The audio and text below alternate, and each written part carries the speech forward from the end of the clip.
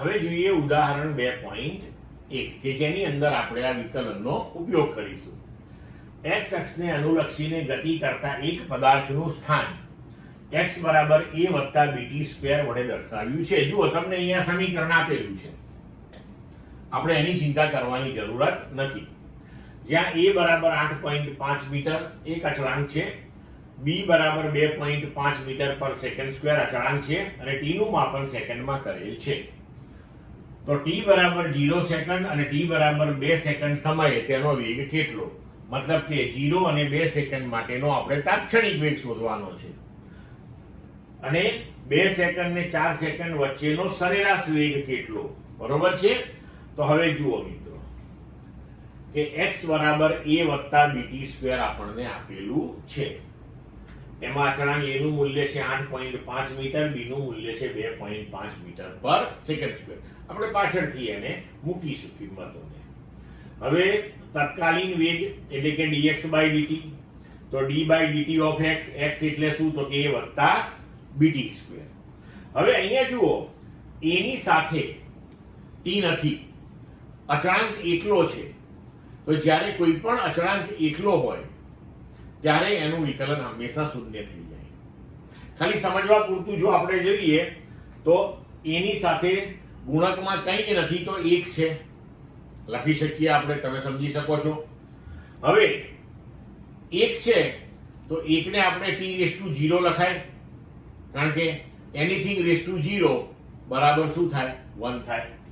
તો હવે જો d by dt એ 1 ની જગ્યાએ t રેઝ ટુ 0 વત્તા bt સ્ક્વેર. હવે જો આપણે અહીંયા વિકલનનો નિયમ ઉપયોગમાં લઈ લઈએ કે ભાઈ આ a અચળાંક હતો, એને બહાર રાખ્યો કૌંસની, અને કૌંસમાં આપણે t રેઝ ટુ 0, તો 0 ગુણકમાં આવ્યો અને t રેઝ ટુ 0 માઈનસ 1. પણ હવે અહીંયા 0 ગુણકમાં આવ્યો એટલે ઓટોમેટિક આખું કેન્સલ થઈ ગયું હવે આપણા માટે. તો હવે આવું દર વખત કરવાની જરૂર નહીં. આપણે જોવાનું કે અહીંયા અચળાંક એકલો છે, એની જોડે ચલ નથી, તો એનું વિકલન શૂન્ય. હવે અહીંયા જોઈએ તો b t સ્ક્વેર, તો આ 2 જે છે ગુણકમાં આવ્યો અને t રેઝ ટુ ઘાતાંકમાં 1 નો ઘટાડો કર્યો. તો હવે આપણને પરિણામે અહીંયા સૂત્ર મળ્યું v બરાબર 2bt, એટલે કે v અને t નો સંબંધ પ્રસ્થાપિત થઈ ગયો. હવે આપણે 0 અને 2 સેકન્ડે તત્કાલીન વેગ શોધવો છે. તો જુઓ t બરાબર 0 સેકન્ડ અને t બરાબર 2 સેકન્ડ સમયે વેગ. તો વેગ t બરાબર 0 સેકન્ડે, તો આ સમીકરણમાં t નું મૂલ્ય 0 મૂકી દો એટલે આપણો જવાબ આવ્યો 0 મીટર પર સેકન્ડ. t બરાબર 2 સેકન્ડ માટે, તો આ સમીકરણની અંદર t બરાબર 2 મૂકી દો, તો v at t બરાબર 2 સેકન્ડ બરાબર 2b2, એટલે એ થઈ જશે 2b ની કિંમત 2.5 તમને આપેલી છે, મૂકી દો, 10 મીટર પર સેકન્ડ. તો આ થઈ ગયો આપણો તાત્ક્ષણિક વેગ. બરોબર. હવે આપણને કહ્યું છે કે 2 અને 4 સેકન્ડ વચ્ચેનો સરેરાશ વેગ કેટલો હશે? બરોબર. તો હવે એ સરેરાશ વેગ આપણે શોધીએ. તો x1 બરાબર a વત્તા b t1 સ્ક્વેર, કોઈ t1 ટાઈમ માટે આપણે x1 સ્થાન લીધું, એવી જ રીતના આપણે t2 ટાઈમ લઈ લઈએ બીજો, તો એના માટે સમીકરણ લખાય x2 બરાબર a વત્તા b t2 સ્ક્વેર. તો x1 બરાબર a વત્તા b, t1 આપણો 2 સેકન્ડ, તો અહીંયા 2 નો સ્ક્વેર.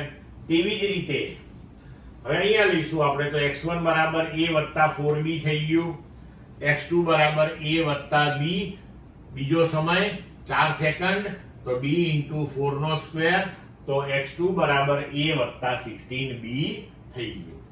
તો હવે સરેરાશ વેગ બરાબર delta x by delta t. Delta x એટલે x2 minus x1, delta t એટલે t2 માઇનસ t1. હવે આ મૂલ્યો ગોઠવીએ આપણે, તો x2 a વત્તા 16b, x1 a વત્તા 4b, વચ્ચે ઋણ નિશાની, t2 માઇનસ t1. તો a વત્તા 16b minus a minus 4b upon t2 minus t1 એટલે 4 ઓછા 2. તો ઉપર આપણને મળી ગયું આ a કેન્સલ થઈ જશે, 16b માઇનસ 4b એટલે 12b ભાગ્યા 2, તો 6b થયું.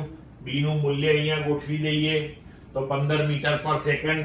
તો આપણો સરેરાશ વેગ 2 અને 4 સેકન્ડ વચ્ચેનો થયો 15 મીટર પર સેકન્ડ. ક્લિયર મિત્રો?